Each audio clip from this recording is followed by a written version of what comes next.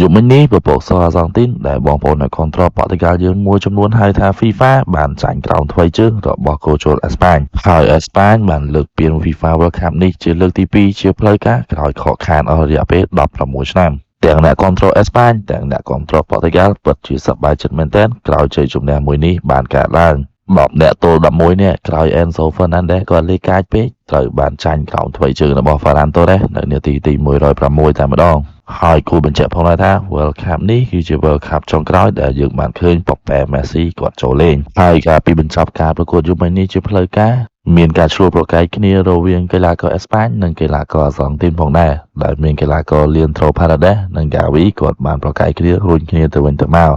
តែយ៉ាងណាវិញលោកគ្រូ Scaloni គាត់បានចូលឃាត់ដើម្បីកុំឲ្យកម្មវិធីនោះមើលទៅរញ៉េរញ៉ៃនិងពាលយ៉ាងណាវិញក៏ចូលរួមសោកស្ដាយចំពោះអាសង់ទីនផងដែរដែលត្រូវរំបាយកំណត់ត្រា back to back World Cup របស់ប្រេស៊ីលប៉ុន្តែខកខានក្រោមថ្វីជើងអេស្ប៉ាញហើយក៏ចូលរួមអបអរអេស្ប៉ាញដែរដែលលើកពាននេះជាលើកទី2ជាផ្លូវការ